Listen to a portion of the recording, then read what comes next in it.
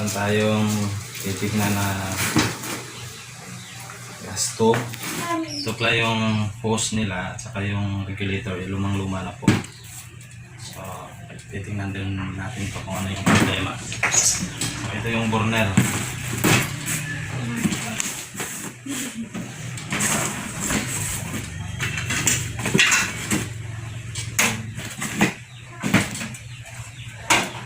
So, sabi nila mahina daw yung isang burner nito, no?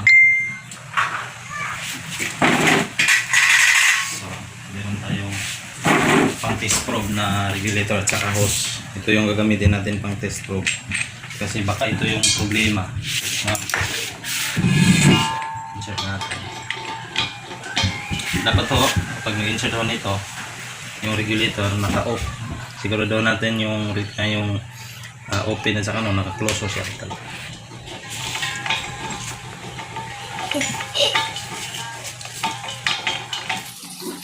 Ayan pa.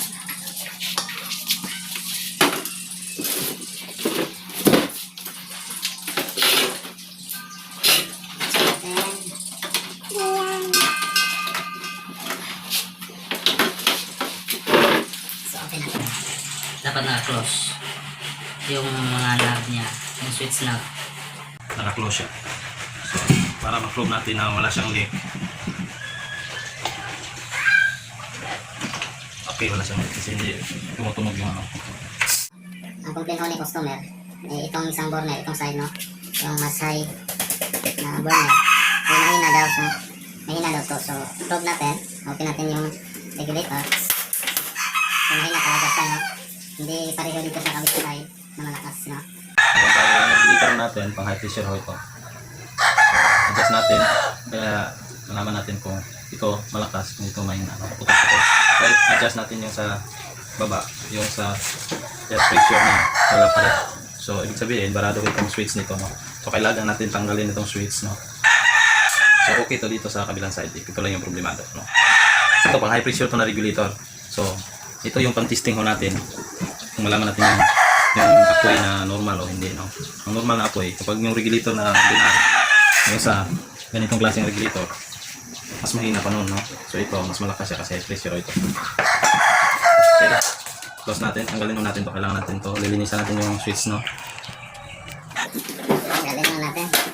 Dapat naka-off itong regulator. Itong switch ng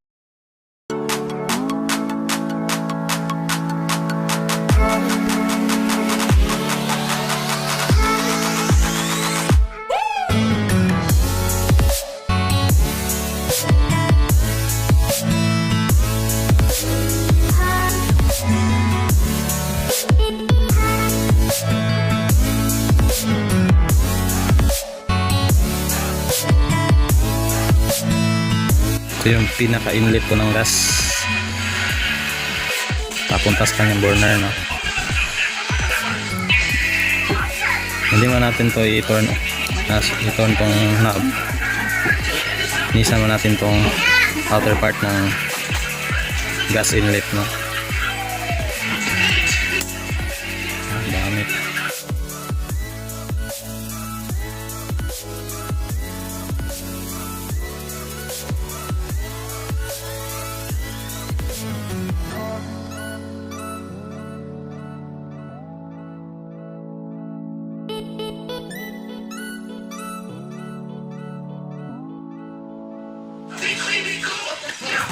Napakadami po. Napakadaming bara, no?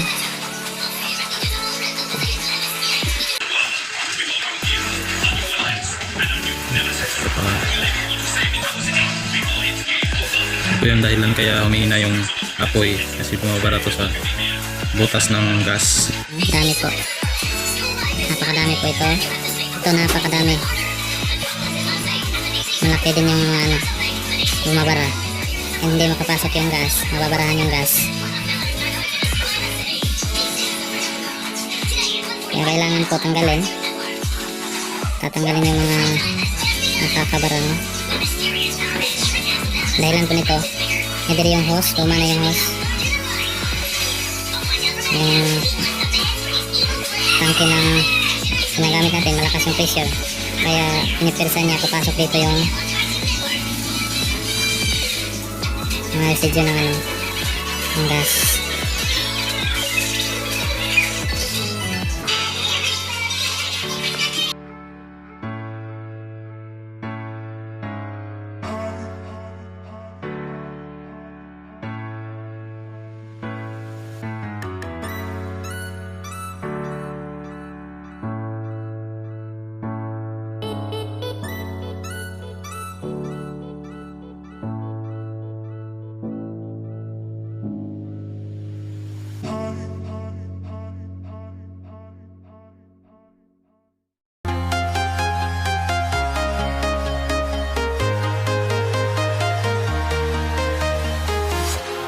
Walking alone, the streets are empty.